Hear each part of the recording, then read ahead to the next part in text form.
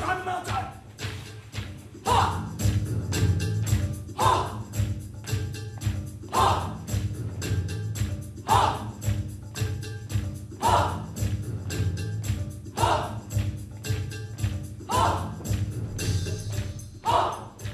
শোনো, আমি আবার বলছি, কোনো রক্তপাত হবে না, কোনো খুনোখুনি করা চলবে না।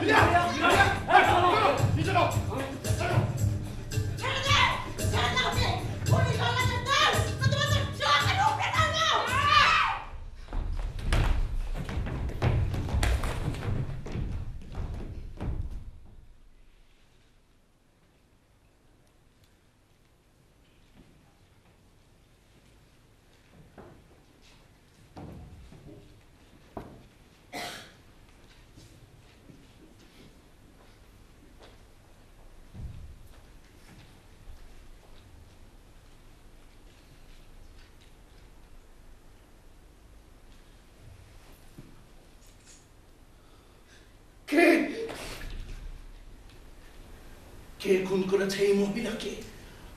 আমি কি বলিনি কাউকে হত্যা করা যাবে না?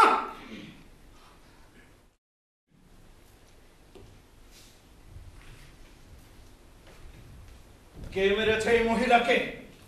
আমি স্পষ্ট করে নির্দেশ দিয়েছিলাম কাউকে যেন হত্যা না করা হয়। কে মেরেছে? যে ঘটনার জন্য দায়ী আমি তাকে সামনে আসতে বলছি। আমি তাকে সামনে আসতে বলছি। আমি খুন করেছি এই মহিলাকে। সে এমন ভাবে আমার চোখ খামচে ধরে রেখেছিল, এছাড়া আমার আর কোনো উপায় ছিল না। সে একজন নিরস্ত্র নারী ছিল। একজন নারীকে হত্যার দায়ে এই ব্যক্তি দোষী। জীবনের বদলে জীবনে এই শাস্তি প্রাপ্যতা। আমাদের মধ্যে কেউ কি আমরা অন্য কিছু ভাবছি? হ্যাঁ, আমি ভাবছি সে যথেষ্ট বিশ্বস্ত এবং আমাদের একজন। কিন্তু এই মহিলা, সে আমাদের সন্তান। নিজের জীবন বাঁচাতে সেই মহিলা থেকে হত্যা করেছিল এবং আমাদের সম্মানের জন্য এই মহিলা থেকে তার জীবন বেশি গুরুত্বপূর্ণ। না, একটি অবলানের হাত থেকে যে নিজেকে রক্ষা করতে পারে না, তার জীবন আমাদের বিপ্লবের জন্য মোটেই অপরিহার্য হতে পারে না। তোমার সাথে আমি একমত হই। এই মহিলার স্বামী মাল্লাম মোহাম্মদ ইলিয়া এমন সব মানুষদের পক্ষে ছিল যারা বহু বছর ধরে আমাদের নারীদের উপর নির্যাতন করেছে আর পুরুষদের বানিয়ে রেখেছিল গোলাম। আমিও তোমার সাথে একমত হতে পারছি না। ইলিয়া কখনোই চাইনি তাকে একজন বীরের আসনে বসানো, অথচ তাই করা হয়েছে। কিন্তু সে সেটা প্রত্যাখ্যানও করেনি, সে সেটা অপব্যবহারও করেনি। আর সে কারণেই ক্ষমতা গ্রহণের দায়িত্বের দিকটাও সে অস্বীকার করতে পারে না। যারা দায়িত্ব পালনে অসম্মত হয় তারা অবশ্যই প্রতারক, এবং ইলিয়াসের অর্থে নিকৃষ্টতম একজন ব্যক্তি। তুমি ঠিকই বলেছো, ক্ষমতার রশি এক হাত থেকে অন্য হাতে গেছে ঠিকই, কিন্তু ইলিয়া একজন চৌকস দৌড়বিদের মতো বিরোধীহীনভাবে মন্ত্রী সভার পদ অলঙ্করণ করে গেছে। কিন্তু ইতিহাসের শিক্ষাকে গ্রহণ করতে সে সম্পূর্ণ ব্যর্থ। একজন জাতিদ্রোহী বিশ্বাসঘাতক লোকের স্ত্রীকে যদি হত্যা করে আমাদেরই একজন, তাতে কি বেশি যায়? কিন্তু যে ধরনের অন্যায়ের বিরুদ্ধে আমরা বিদ্রোহ করছি, সে ধরনের অন্যায় নিশ্চয়ই আমরাও করবো না। তুমি ঠিক বলেছো। তোমাদের বিশ্বাস আর হাতিয়ারি তহলের আইডি, একে কি বাঁচিয়ে রাখা হবে? একে বাঁচিয়ে রাখার পক্ষে কে কে?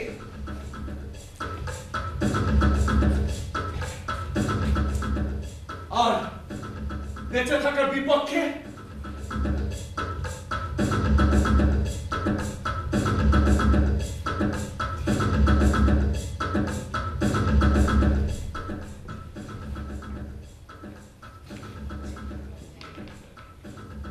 তাহলে মৃত্যু। শোনো, আমরা তোমাকে দোষী সাব্যস্ত করছি, তোমার কি কিছু বলার আছে? না। হ্যাঁ, বলার আছে।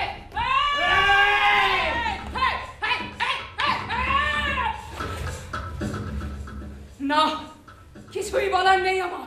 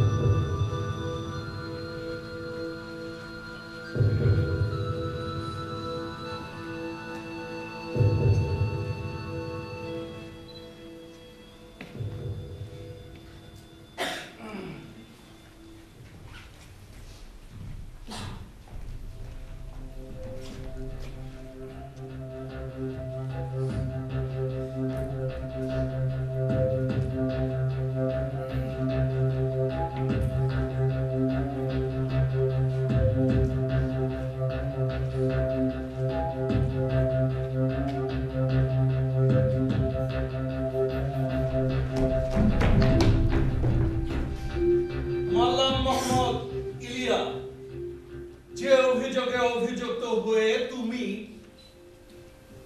আপনি মানলাম।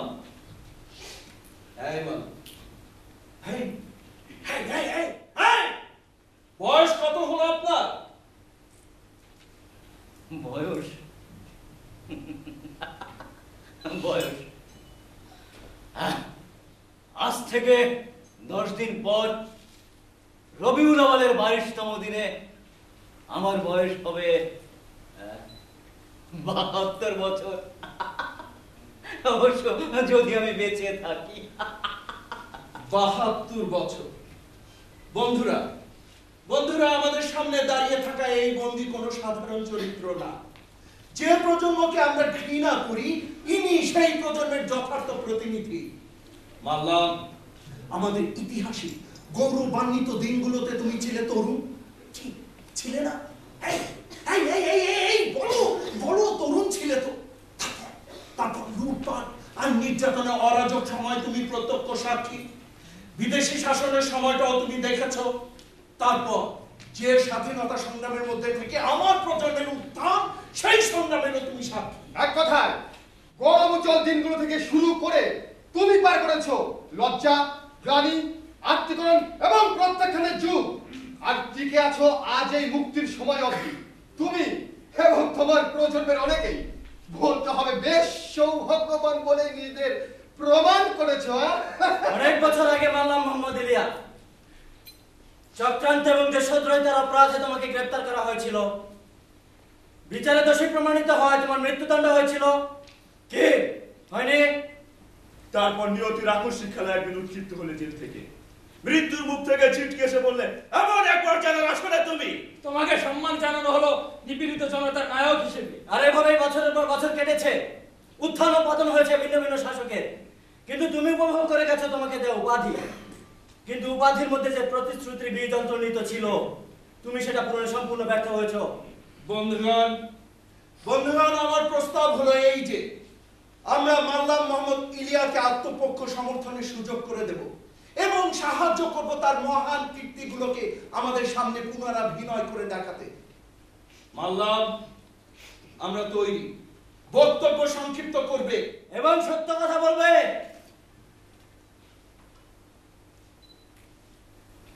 প্রায় 72 বছর ধরে এই পৃথিবীকে আমি চিনি।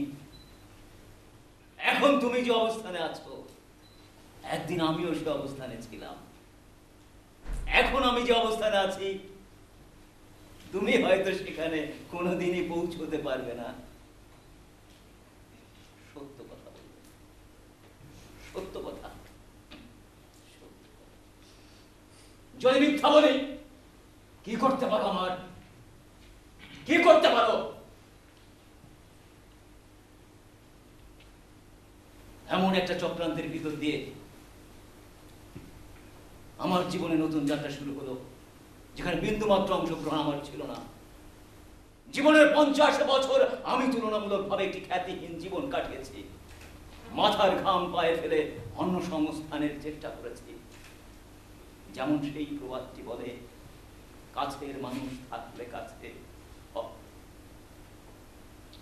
হালিমা, আমার স্ত্রী হালিমা কোথায়? কি করেছো তার? তোমার স্ত্রী নয়, বিচারের কাঠগড়ায় তুমি দাঁড়িয়ে। আমাদের মূল্যবান সময় নষ্ট করো না, কথা চালিয়ে যাও। প্রশ্নের উত্তর দাও। ইচ্ছা করে তুমি আমাকে হত্যা করতে পারো, কিন্তু যতক্ষণ পর্যন্ত না বলবে আমার স্ত্রী হালিমা কোথায়, কি করেছো তার, আমি একটি শব্দ উচ্চারণ করব না। তোমার স্ত্রী ভালো আছে। আমরা তাকে বন্দী করে রেখেছি। তোমার এবং তার দুজনের জীবন নির্ভর করছে কতটা তুমি সহযোগিতা করছো আমাদের সাথে তার উপর। আমি জানি মৃত্যুর ভয় তোমার নেই, এবং আমি এও বিশ্বাস করি তুমি একজন নির্দোষ নারীকে তোমার সাথে কবরে টেনে আনবে না। আমার কেন যেন মনে হচ্ছে তোমরা মিথ্যা বলছো, কিন্তু তোমাকে দেখে মনে হয় তুমি একজন পবিত্র মানুষ। হালিমার একটা চুলেও যদি তোমাদের টোকা পড়ে, একমাত্র সৃষ্টিকর্তাই পারবেন তোমাদের রক্ষা করতে। আমার জীবনের 32 বছর আমি লিডার আব্বাসের পদাঙ্ক অনুসরণ করেছি। আমি যখন কথা বলতে শিখি তখন আমার বাবা আমাকে তুলে দেন তার হাতে। উদ্দেশ্য একটাই, আমি যেন ধর্মের পথে থেকে বড় হয়ে উঠি। লিডার আব্বাসের কোনো পুত্র সন্তান ছিল না, আমাকে তিনি এমন ভাবে গড়ে তুলেছেন তিনি দেহ ত্যাগ করার পর আমি যেন তার স্থান পূরণ করতে পারি। লিডার আব্বাসের কোনো পুত্র সন্তান না থাকলেও একটি মেয়ে ছিল, হালিমা। আমি হালিমা পাশাপাশি ভাই বোনের মতো বড় হয়েছি। হালিমা অসম্ভব সুন্দরী হয়ে উঠতে লাগলো দিন দিন। আমি এক ধরনের গোপন আমোদ নিয়ে তাকিয়ে দেখতাম কিভাবে তরু, যুবক, বৃদ্ধ আর চোখে তাকিয়ে থাকতো রাস্তা দিয়ে চলে যাও হালিমার দিকে।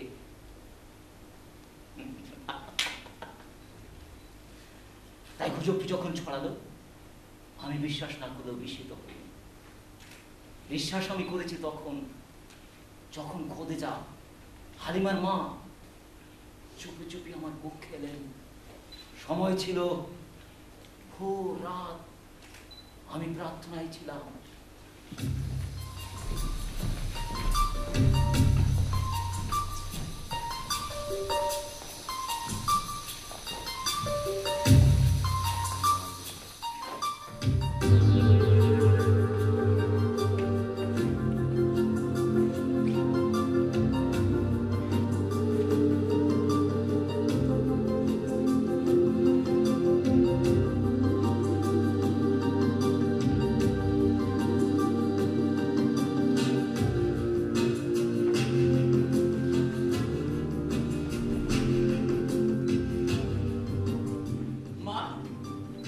আপনি?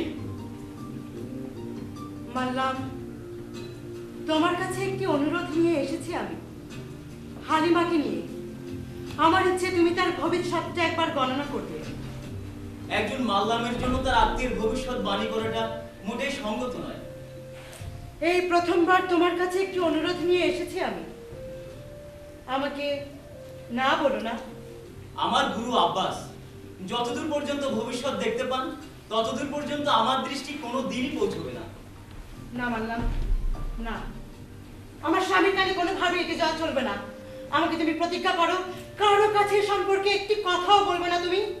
কেবল একটি শর্তে, আপনি যা জানতে চান আমি তা বলতে পারি। কিসের শর্ত মানলাম? যখন আমার মনে হবে সত্য প্রকাশ করা জরুরি আমি শুধু তখনই তা প্রকাশ করব।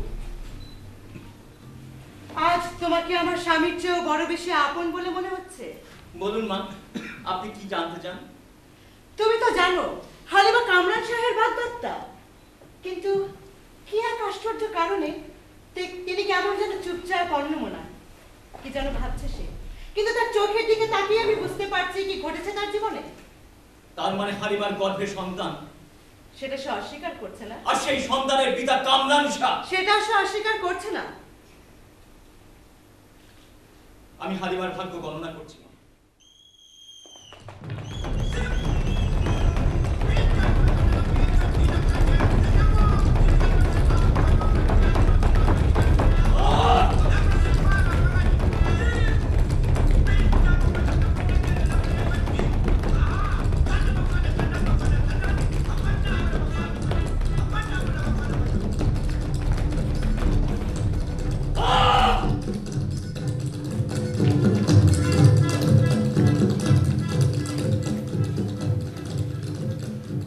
আমাদের নেতা কামরান শাহ আপনার মেয়েকে ভালোবাসে ঠিকই, কিন্তু তার দৃষ্টি আরো সুদূরে প্রসারিত।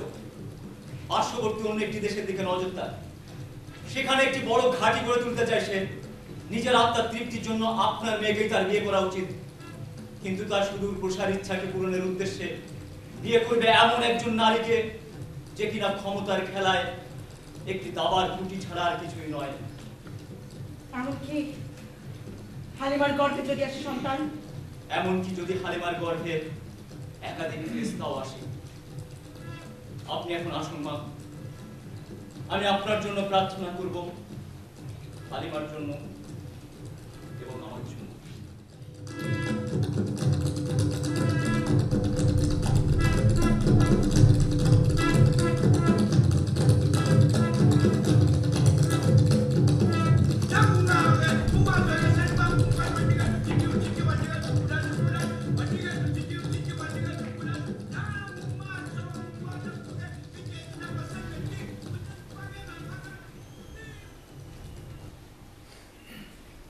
তারপরেই শুরু হলো। আমি এমন কিছু শুনে ফেললাম যা আমার শোনার কথা ছিল না। যে কথা প্রকাশযোগ্য নয় সে কথা প্রকাশ করলেন মা। সেই দিন থেকে আমি আমার নিজের চোখেই একজন বিপজ্জনক মানুষ হিসেবে পরিগণিত হতে লাগলাম। তখনও বুঝিনি হালিমাকে কত বেশি ভালোবাসি আমি। বুঝেছি যখন বন্দী হবার পর 3 মাসের অধিক সময় ধরে একবারও হালিমাকে দেখতে পাইনি। আমার বিন্দুমাত্র অংশগ্রহণ ছিল না। এমন একটা চক্রান্তের ভিতর দিয়ে আমার জীবনে শুরু হলো নতুন যাত্রা। আমি মাল্লাম মোহাম্মদ ইলিয়া, রাষ্ট্রীয় ধর্মের প্রধান তত্ত্বাবধায়ক। বন্দী হলাম। একটু আগে তোমরা যেমনটা বলছিলে, রাষ্ট্রপ্রধানকে হত্যার চক্রান্ত এবং দেশদ্রোহিতার অভিযোগ আনা হলো আমার বিরুদ্ধে। এখন বুঝি আমিও ছিলাম কামরান শাহ সেই বিদেশি স্ত্রীর মতো ক্ষমতার খেলায় একটি দাবার গুটি মাত্র। আর আমাকে নিয়ে খেলেছে দুঃখ সপ্তাহ অনুরাগ।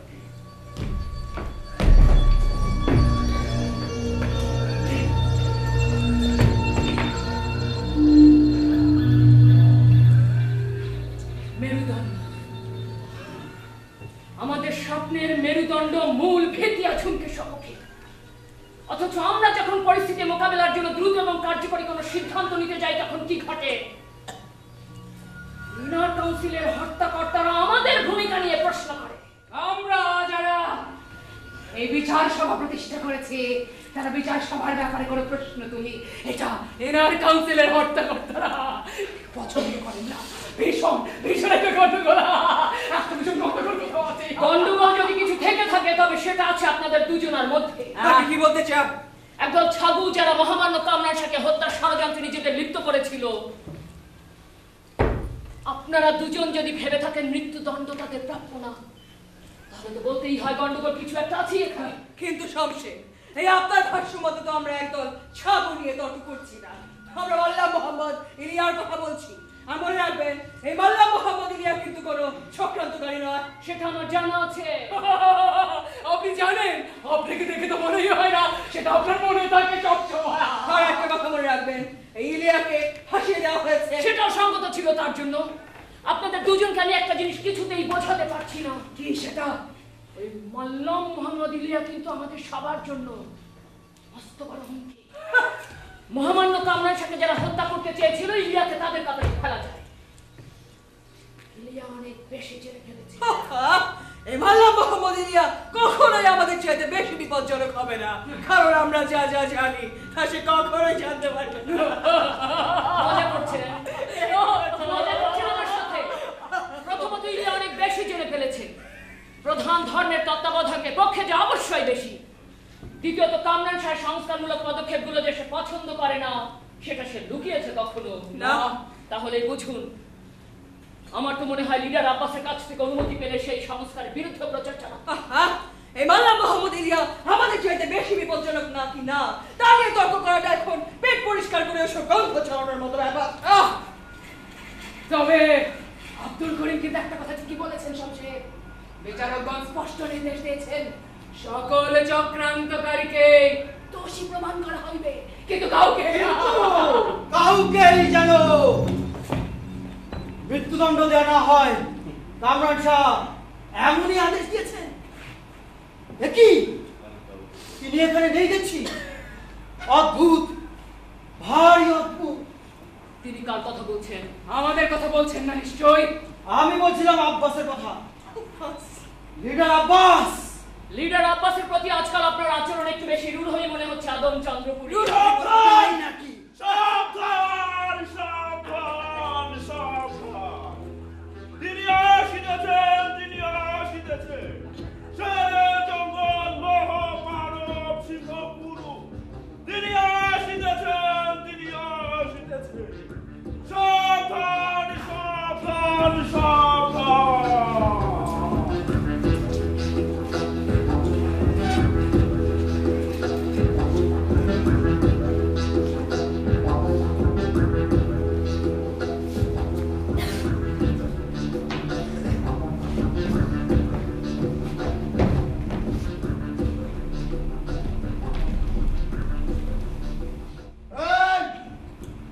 মৃতদেরকে একটু শান্তিতে থাকতে দেওয়া যায় না? আমার মনে হয় এসব অপ্রাসঙ্গিক। আমি তো বুঝতে পারছি না এখানে কার বিচার হচ্ছে, ইলিয়াস না কামরানের? তুমি কিন্তু কামরান শাহকে অপমান করছো।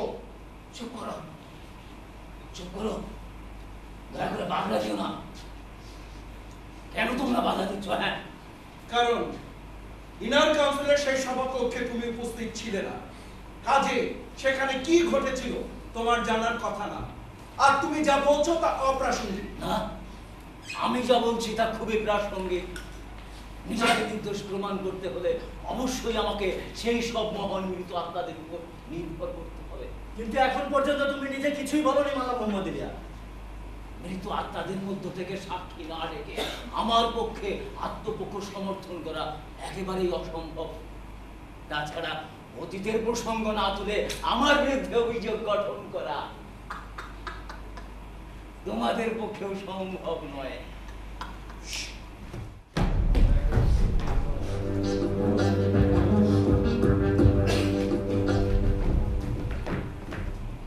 ইলিয়া, তুমি আবার শুরু করতে পারো। হ্যাঁ,